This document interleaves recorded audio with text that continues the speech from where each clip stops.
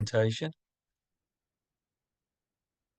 So let's go back to my slides.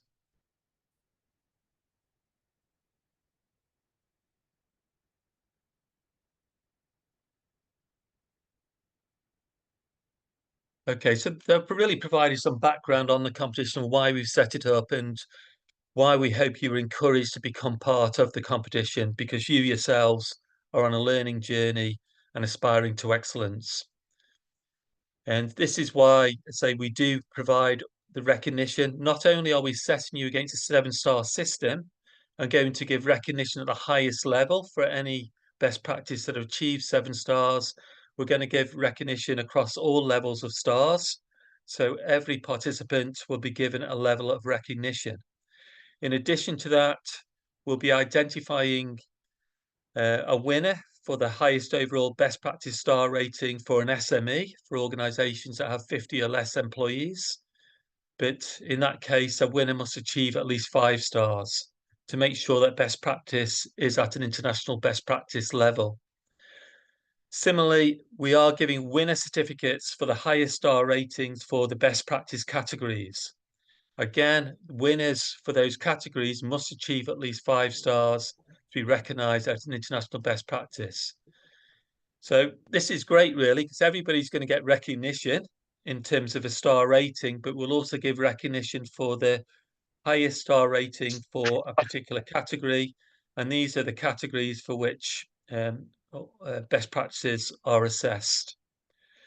In the program that's been sent to you, you'll have already been categorized in one particular category. That does not necessarily mean you won't also be considered for another category, because I realize for some best practices, they can fit multiple categories. So when we make the final judgment, or when a jury make the final judgment of a winner of a particular category, they do look across some of the organizations that have also went where we think they're part of another category, but also they fit the category that they're assessing too. So you can only be a winner of one particular category, but if we believe your category is strong in 2 or 3 categories, we will consider you for other categories at the same time. We also have what's called a Pioneer in Excellence Prize, and this is given to organizations that have submitted a number of best practices and they've reached a standard of performance. And so we select organizations which have had at least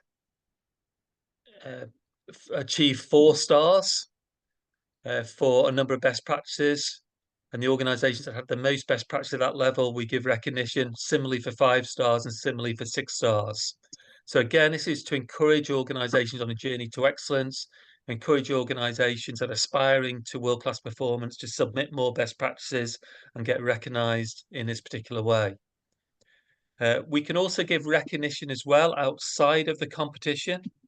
So we also have a best practice certification scheme where we can more thoroughly evaluate your best practice. And those best practices can also be considered for the Pioneer in Excellence prizes. There's more information on that you can find on the International Best Practice Competition website and also on the bpr.com website. So all participants will receive a certificate which will indicate their star rating, and they'll also be given a verified badge which they can publicize in social media, put on LinkedIn, put on Facebook to promote their success. Similarly, we have verified certificates and badges for our other awards, the Organisation-Wide Innovation Award, the Global Benchmarking Award, and the Environmental, Social and Governance Excellence Award.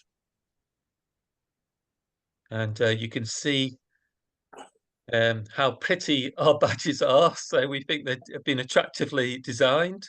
So we do hope you like them.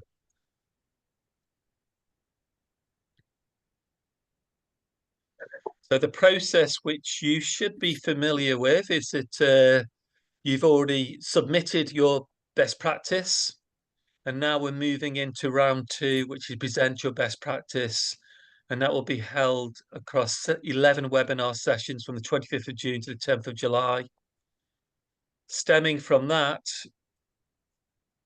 out of the, I think, 60 presentations we'll have, the jury will whittle that number down to 25 potential finalists, and they'll be announced on July the 12th.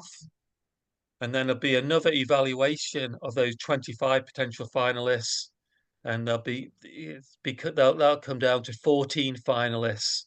And so the final will consist of 14 finalists. It's held over 2 separate webinar sessions. So one webinar session will have 7 finalists, another webinar session will have another 7 finalists. And it is amongst these 14 finalists we expect to find most of the 7-star best practices.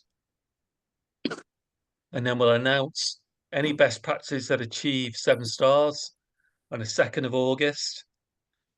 And from that information, we can then go back and calibrate all the other best practices that are part of the competition and determine what level of star rating they should achieve to make sure that all of this has been done as fair as possible, because obviously we have different juries for each webinar session, different types of best practices shared. So we have to go through this calibration process before we can then share your own star rating. You'll actually achieve your certificates on the 19th of August, we hope. But prior to that, we'll announce on the August the 9th the category award winners and the Pioneer in Excellence Prize winners. So we have 60 qualifying entries to deliver presentations from 11 countries. We actually expect 2 or 3 or 4 of these probably not to present. And we still hope they present, so we'll wait and see, but they've not confirmed on the program yet. And therefore, then the details are still in red on the program. So really, we need confirmation for everybody that they are presenting and still participating. And then your names are highlighted in green on the latest program. So I think you should be all aware of that. I think also a couple of organizations actually got scared off by our actual feedback. We try to provide as much feedback as possible to all the applicants to help to provide ideas on how you could strengthen your best practice. And so our assessors spend a lot of time reading through your written application and try to give you some what we consider sensible feedback on how you can improve your written application and your video presentation. If we write a lot of information, it doesn't mean we don't think yours is a best practice or a really good practice. It's just trying to help you. And some of the comments might not be relevant. It might just be that you've not provided enough information. So we're trying to encourage you to provide a bit more information. And I think sometimes some organizations do get frightened off because they think if we're writing that much feedback, then there's something wrong with your best practice. That's not the case at all. We're trying to help you. And also, we recognize this is a journey as well. So we want to help you to improve so that if this year you recognize a 4 or 5-star best practice, you come back next year and achieve a 6 or a 7-star best practice. So the assessment criteria, again, this should be quite obvious to all of you now because it's on this is how the written application form is designed. When you submit your best practice, you've got to clearly describe your best practice. You've got to explain how you deployed it, the level of innovation, the performance, the evidence, and how you review and improve it. And so this is what your best practice is assessed on by the judges. So again, we're wanting some information in these sections that was written in your applications, and this will increase your chances of getting a higher assessment rating from the jury. Similarly, for your presentations, they need to address all these areas. So if your presentation does not clearly address all these areas, then it's much harder for the judges to assess your best practice. And the judges have got a hard job because they've got to read lots of written applications. They've got to watch a presentation in 8 minutes, try to take on board all that information, So the more clearly you signpost information on your best practice relevant to these 6 criteria will assist you and assist the judges in making an accurate assessment of your work. And these are all jury members. They volunteer to be part of the jury, and they volunteer to jury particular sessions based on their interests. So normally, because they volunteer to be a member of the jury for a particular session, it's because they have an interest in that topic and have got expertise in that topic. And I wanted to help you to do the best job possible in terms of as well presenting your best practice and again providing feedback, because they're going to be asking you some pertinent and relevant questions. Just one quick thing here in the top left-hand corner, we have Dr. James Harrington. Unfortunately, many of you might be aware of him. He's been a jury member for many, many years. He's one of the most highly recognized individuals in the quality world, in the management world. And unfortunately, he passed away two weeks ago. He's 95 years old, and he was still always so enthusiastic with respect to the competition, with respect to business improvement. And he wanted to be here with us. He was going to be a jury member this time. And in fact, he was going to enter a best practice this time as well, because he enjoyed the competition so much. So really sorry that he's no longer with us. Okay, the jury will be assessing 3 types of information: your written application, your presentation, and your responses to the question and answer session. So from all that information, they're trying to get a complete picture as much as they can of your practice. So we have given you feedback in your written application. If you've not resubmitted it based on our feedback, there's still time to do that.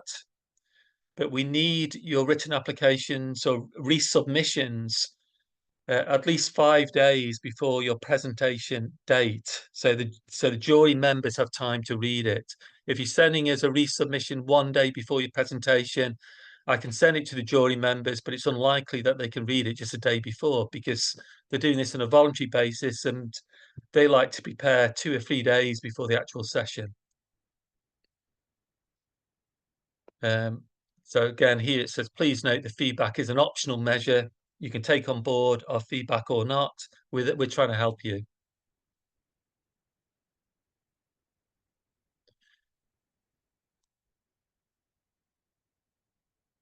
Okay, now we'll go through the guidelines for the pre-recorded presentation.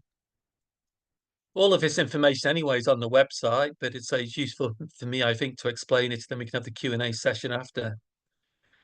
We do provide sort of a broad outline of what the presentation should look like, which basically follows the 6 criteria that we're assessing you on. Apart from, we just want a very brief initial introduction on your organization. When we say it's 8 slides, we're not saying it is 8 slides, in fact, but this is just really a template of what should the contents of the presentation be. Your presentation could be 20 slides, 30 slides, 40 slides, but it has to fit within the 8-minute time limit. So this was just really provided as a template showing the content that you need to address, or we recommend you address in your presentation. And we also recommend when you give your presentation that you clearly label the sections of your presentation around the criteria. Because again, if you aren't doing that, then it's making it more challenging for the jury to assess your best practice. So if the jury can't see quite clearly how you've addressed level of innovation because you've not labeled it as such in your presentation, then they might score you lowly or poorly for level of innovation. And yes, they do have your written application, but again, the jury members do this on a voluntary basis, and we do encourage them to read the applications thoroughly. But occasionally some jury members may not. But this is why we also have 4 jury members per session, because they all try to take the job extremely seriously. But sometimes events happen in life, and sometimes they can't do the job as thoroughly as possible. So this is why always you should try and make your presentation as clear as possible around the criteria, because certainly all the jury members will be there for that session. Um, so like I said, the number of slides is just a guideline. Your main consideration is to stick within the timeline. During your presentation, talk clearly and smoothly. We also provide an example of what a presentation should look like. There are examples on the best practice competition website of previous presentations from competition entrants. So please do watch those. And this is just a good example of how we'd recommend a presentation is done, where you'd show your slide and also the image of the person presenting, because we are asking everybody to provide a pre-recorded presentation. Nobody will be giving a presentation live in their session. The reason why we ask for a pre-recorded presentation is because you can practice it again and again and perfect it and make sure it sticks with inside the 8 minutes. If if you're giving a live presentation, as we found out in the past, often people overrun, and then we need to stop the presentation because we need to keep the session within time. So this is all done for your benefit, that you provide a pre-recorded presentation in advance. Again, we strongly recommend you provide us with a pre-recorded presentation 5 days in advance of your planned session. This is just so that we can quickly check it, make sure that it works from a technological point of view, and we can then give feedback if we see some major omissions in the video. So hopefully then you've got time to correct them if you can.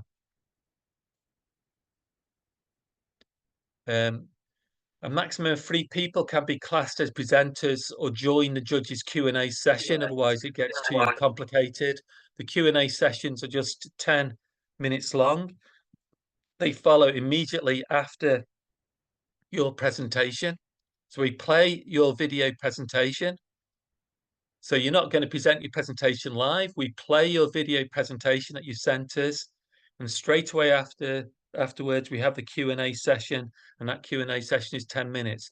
It doesn't sound a lot of time, but it is quite a lot of time when it actually happens. They can tease out a lot of information from you. And again, we stick to time when we run these sessions.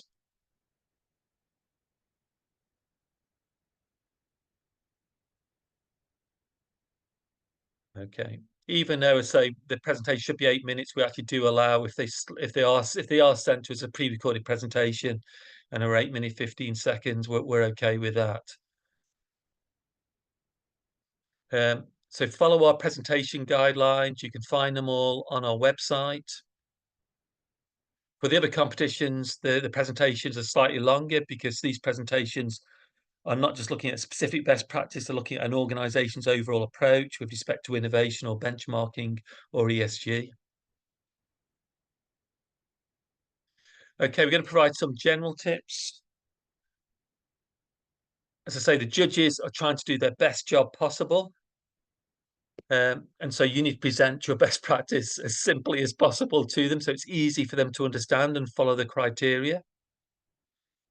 The judges always, when you're preparing a presentation, think about what the judges are looking for. The judges are always looking for evidence to support what you're saying. Therefore, try to provide the evidence in your presentation, whether it's dates or graphs or facts. So they just don't want to hear your words. They want supportive evidence. Like, when did you start implementing this best practice? When was implementation finished, or is it still continuing? If you have if this practice is saving your organization much money, how much money is it saving and over what time? If your organization is improving customer satisfaction, from what level of customer satisfaction was it at previously, and in what date was that, and what level of customer satisfaction is it now, and what date is that too? So everything is very clear. Also, avoid highly technical terms and jargon. If using a technical term, then explain it, because it's unlikely that all the judges and audience are experts in your best practice area. And don't use acronyms in your presentation unless it's clearly described the first time you use it. So you're probably all experts in your own field because you develop the best practice, but bear in mind you're trying to explain this to jury members and the wider audience who haven't got perhaps the same level of knowledge in that area as you have. Some common mistakes. I'm sorry, this is actually, if your slide was like this, it would be a common mistake because this slide has got too much detail and there's too many words in the slide. But these are some common mistakes written here. You've only got 8 minutes for your presentation, so don't spend too long on your introduction. Therefore, don't spend too long when you're introducing your team on your pre-recorded video. Don't spend too long describing your organization. Really try to move on as quickly as possible to describing your best practice, describing the level of deployment, describing the level of innovation, describing the performance and evidence of best practice in the review stage. So we've seen some presentations in the past where out of the 8 minutes, they spent 4 minutes describing their organization. You should only spend a maximum really of 1 minute describing your organization and the remaining 7 minutes describing how your best practice meets those 6 criteria that you're being assessed against. Reading from slides during a presentation is not the best way to convey information. It can be boring. So a far better way is presenting images and graphs and data illustrating your points. Again, this is looking for evidence. The jury want to see evidence. Also, don't include awards that you've achieved unless they're directly related to your best practice. Sometimes we see some excellent best practices and then the organization is saying they've won all these awards, and the jury can see that often these are not directly related to your best practice. So then this raises a level of skepticism from the jury in terms of everything else you've said. So don't just add information to make your practice look good unless it's directly relevant, because the jury can see through that and it will probably harm your assessment. Expensively produced videos are not necessary for the competition. So we don't need fantastic videos or pre-recorded videos. We just need you to present against the criteria. So we're not looking to see whether you can direct a Hollywood movie and having a fantastic video. We're looking to see how your best practice meets the criteria. And again, I've emphasizing this yet again, make sure you clearly articulate in your presentation how you're addressing those 6 criteria. I'll speak for another 3 or 4 minutes and then end my presentation. So for description, clearly state at the start of your presentation what exactly is the best practice. So my first words when I prepare a presentation would be saying my best practice is so and so, and write it on my presentation so it's clear. Otherwise, the jury, when they watch one presentation and the next presentation, they might get confused about what you're showing. So they might spend 3 or 4 minutes of your presentation trying to work out what exactly is your best practice because you've not stated it clearly. So make sure you state exactly what is your best practice, because then the jury members will be looking right through the rest of the presentation to see how your best practice performs with respect to those 6 assessment criteria. So it needs to be crystal clear what your best practice is. For deployment, show clear timelines of when it was designed and deployed. Use process diagrams, timeline charts of the key implementation stages, tables, etc., to depict the steps. So for deployment, you don't need to spend that long about it, but if they can see the jury some clear process flow chart of the stages of deployment, it makes it so much easier for them to understand.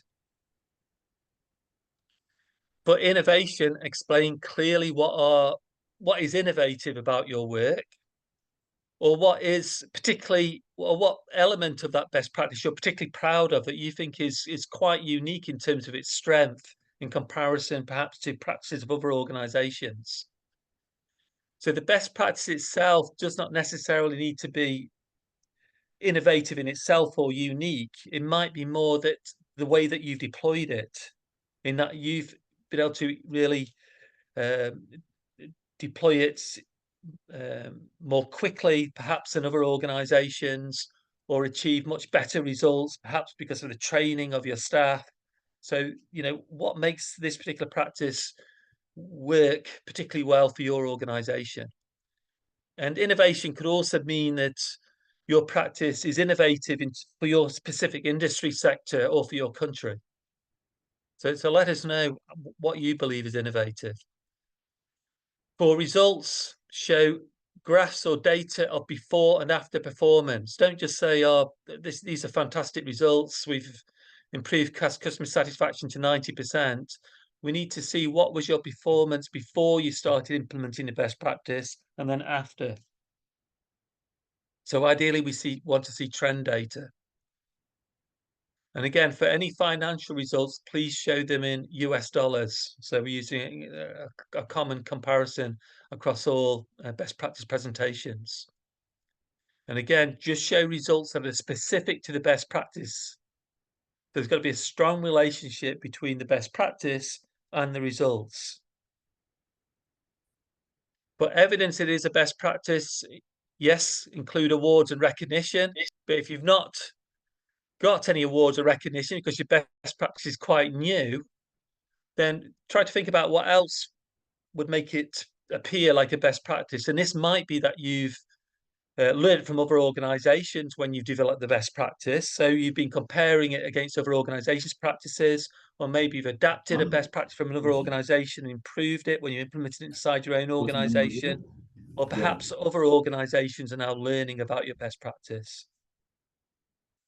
Or maybe you've been invited now to conferences, or you've been audited and there's been some positive comments around that best practice.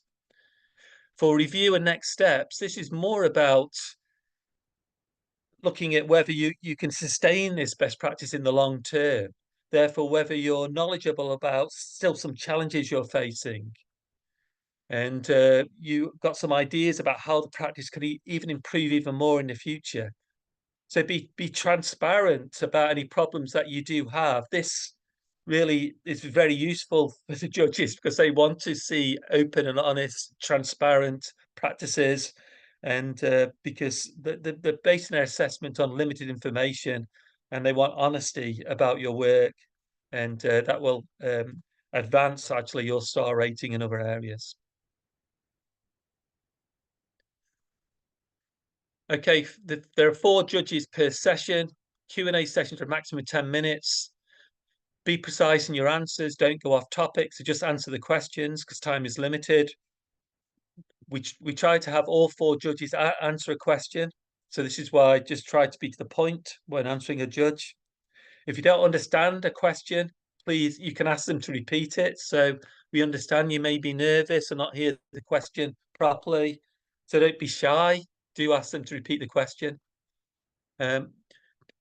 We generally don't advise sharing slides in the Q&A session unless the judges specifically ask a question about your slides, because otherwise it wastes too much time. Also be on time for the session. We advise all of you to attend your whole session, not just your presentation, because number one, the whole point of the question is for you. The whole point of the competition is to learn from other presentations, other best practices, but also occasionally an organization may not turn up for their session, and we might try to move the presentations forward. So this is why we advise you to attend for the whole session. We'll send you links to your webinar sessions by Sunday.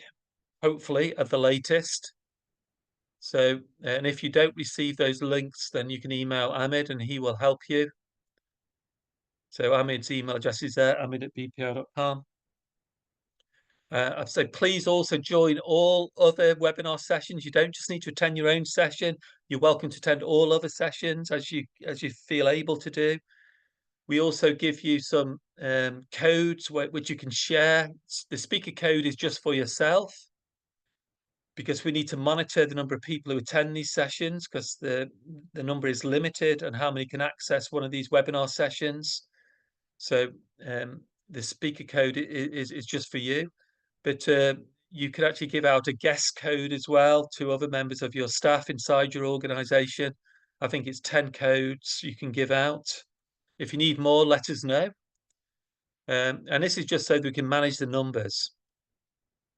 We don't want the whole system to crash. And all this information is on the program that's been sent to you anyway, so you can refer to that as you wish. These are important links. Please do follow the BPR.com Limited on LinkedIn, because then you will be updated as well on activities with the International Best Practice Competition, and will promote you and your organization. And so it's well worth following that link, following the BPR.com. And we'll try to keep an up-to-date program on the website. Finally, this is my last slide. And then we can have 10 or 15 minutes for questions. For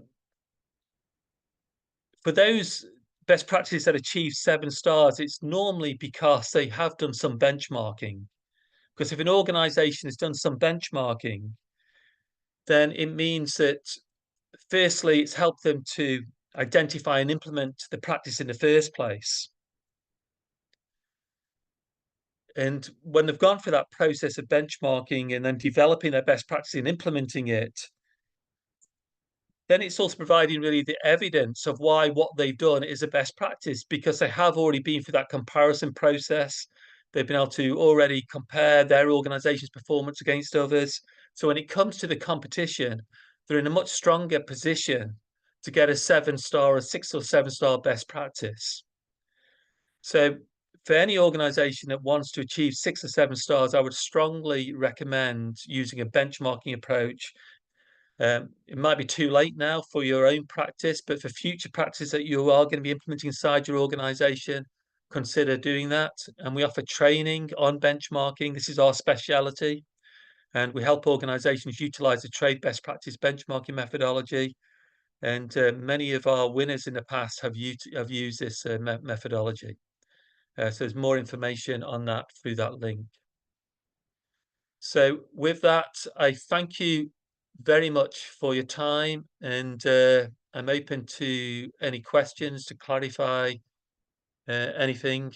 So yeah, if anybody wants to speak out or put out their hand, please do. I hope that was useful to you. Anybody got any questions? We've got thank you so much in the chat box. Not another question. Maybe, have we got any jury members here today? I see we've got some. I wonder if any jury members would want to comment at all on what helps them to identify a best practice. Morning progress. Good morning. The line's not very good.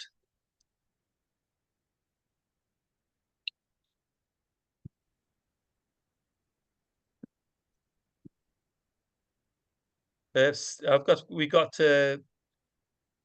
Raj Kumari. Have you got a question? Yeah, good afternoon. This is Rajkumari Chabria from India. Am I audible? Yes, can hear loud and clear. Yeah. So I was just going through the round 1, round 2 timelines which were mentioned in the presentation. What I understand that the entire presentations will get over by 10th of July, right? That's right. Yes. Fine. And then later on, 25 potential finalists would be announced somewhere around about 12th of July. Yes. So, if in case, any of the organization is there in the 25 potential finalists, whether there will be a re-evaluation happen on a fresh document or fresh presentation, or the same presentation and document would be considered for the 14 finalist announcement. No, there's no additional documentation. It's just an internal process that we go through. The jury goes through. So we have jury members evaluate. They whittle down all the information that they've heard across the various sessions to 25. Then they look at them again, the 25, and we sometimes have different jury members look at the final 25, and then we feed back to you the final 14. I think it's also a good process because you can attend these sessions, add some excitement to the competition as well, whether or not you're in the 25, whether or not you're in the 14. But I say you're all winners, to be honest, actually being the competition itself. So the 14 finalists announced or 25, whichever is going to be announced, that will be live sessions where the announcement will be made, or it will be on the LinkedIn platform or an email through It'd be a how live session. The timing of them is shown on the program itself and on the website. Okay.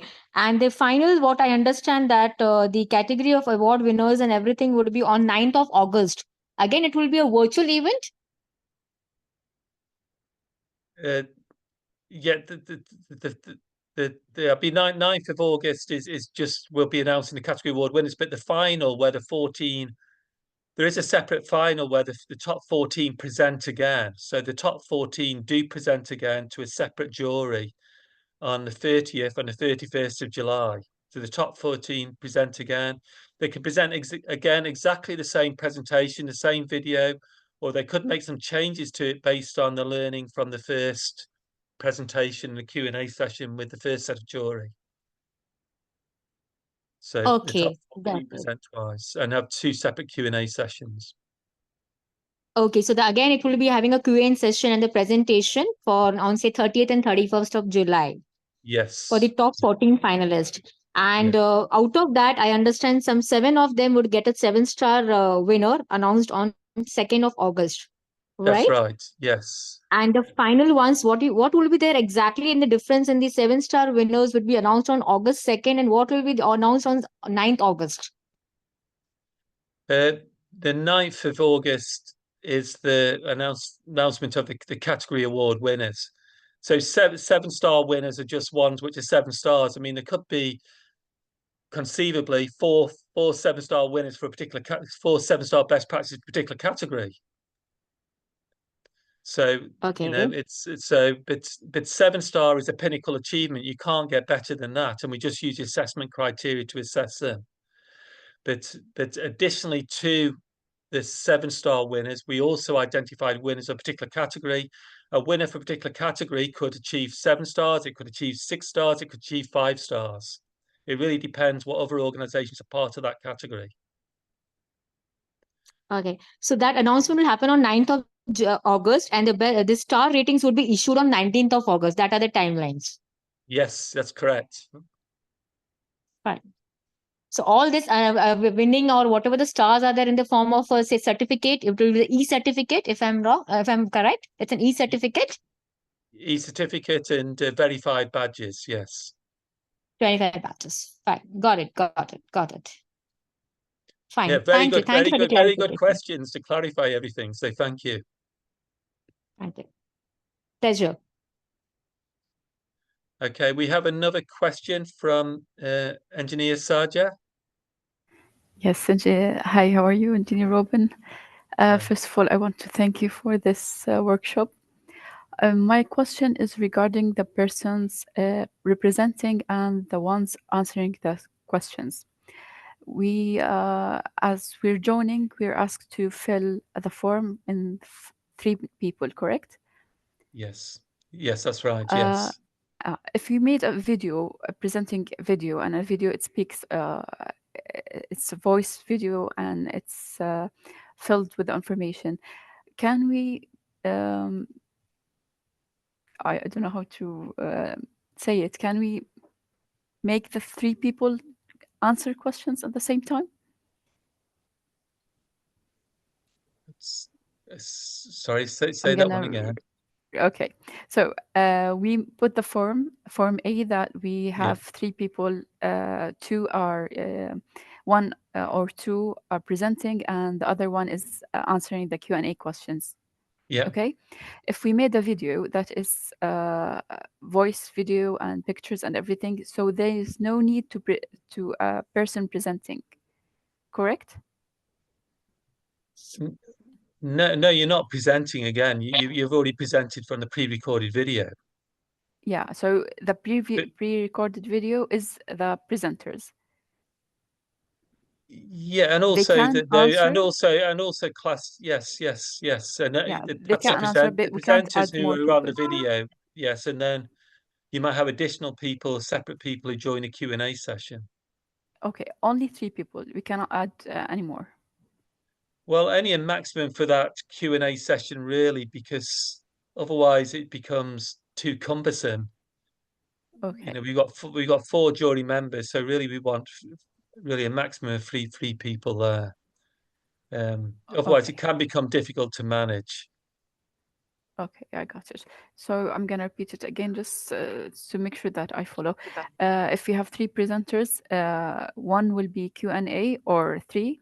However, if there's 2 presenting, they cannot be added any more people, and they're presenting either in a video or a presentation, pre-recorded video. I'm not. We're saying a maximum of. All I'm saying is a maximum of 3 people for the Q&A session. Really, Okay, I got it. No problem. Thank you. Yeah. Yeah, thank you. I mean, do you You've answered understand my it, question. Almis, or have you got anything to say? Thank you. That's it. Almis here for one of my team as well. Maybe she's got something to say. So the thing is, you have one pre-recorded presentation, right? So you just submit Yes. it to the competition organizers. They will play it during the competition. And then when your time is allotted for your Q&A session, you have to be there during when the pre-recorded session is being played, and immediately after there's a Q&A session. So you have to be there with your team, whoever wants to be there to answer the questions. And the reason there is like maximum 3 people, because sometimes everybody wants to answer, and then the length of the Q&A session goes far long than it is scheduled. So it is unfair to the other team members, I mean, the other presenters in the competition. So that is why the maximum 3 limit. And anything else, if you have any other question, you can always reach back to us, reach out to us through your One email. final question. The presenters can answer, so we can make the 3 people present, and the same time 3 people answer. No maximum. Okay, that's it. Thank you so much. Yeah. Have a good day. Comment, please. Yes, because do you want to introduce yourself, Sihan? Yeah, thank you very much. My name is Siham. I'm one of the judges. I totally can relate to the question of the engineer Saja. If you haven't attended the session, so that's why you're asking these questions, to be clear. What happens, to continue from what Almaz mentioned, is the following. So when your session comes and you and your team are attending, the first thing that happens is Robin introduce the group, and then plays the video. And then as judges, we are listening carefully, we are taking notes, and then we are preparing questions. So we're 4 judges in the session, no more than that. So each judge will be asking questions. So the attendees, either you and your team, are free to choose who will answer the question. So each one of us will be asking questions, and your role is to reply, because sometimes there are certain things that are not clear for us. So our questions is with the intention and the objective of clarity, so that our scoring would be fair and we would visualize your practice properly. There is a question on the chat that said, can anybody answer the questions? Yes, of course. Anybody from your team can answer the questions. Hopefully that clarifies to you what happens. Thank you so much. Appreciate it. Okay, thank you, Sihan. You're welcome. We have 5 minutes maximum left. I have another meeting in 5 minutes, and do we Dr. have Robin, any? there are some. Dr. Robin, sorry to interrupt. There are some questions in the chat box. If you could answer them. Okay.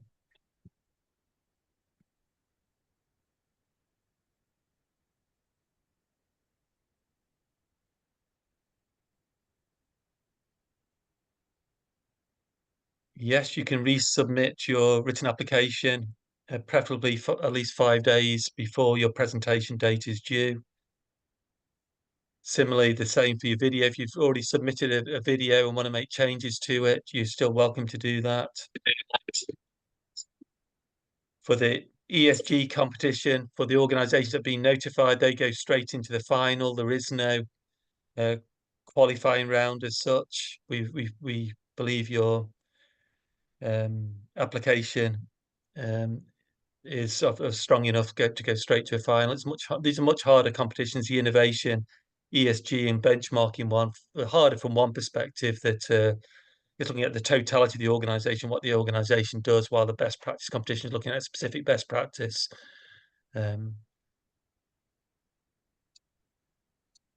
Yes, you can have a recorded video of this session. It will go onto the best practice competition website afterwards.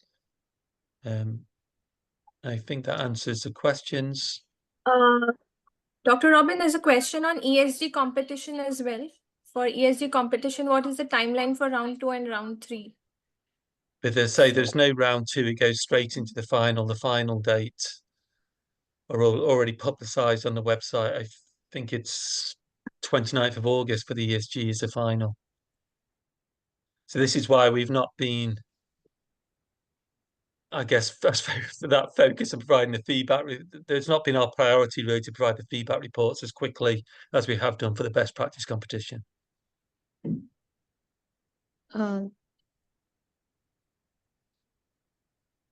Dr. Robin, Yeah. can I ask a question, please? Yes, this will be the last question. Thank you. Yeah, it's fine. Thanks, Judge Sinam, for the clarity for the question and answer session. Really appreciate it.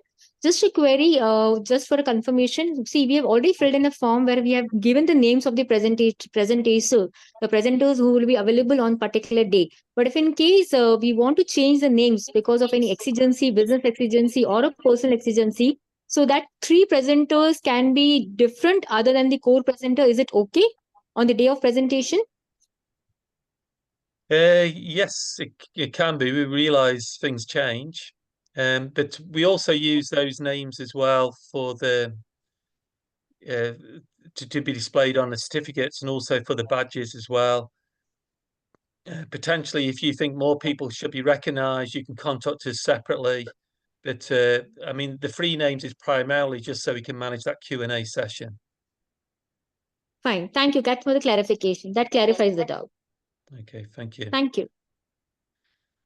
Okay, I think with that, we're going to bring this to a close. Really appreciate your interest in attending this session, not only the competition. So we look forward to absolutely fabulous next month, really. And with it kicking off on the 25th. So we recommend as many of you as possible to attend the first session on the 25th. You're welcome to join, even if you're not presenting, because then you'll have a better understanding of how the competition runs and be better prepared for your own session. So thank you very much indeed. Enjoy your weekend and see you all soon. Take care. Bye-bye. Thank you, everybody. Bye.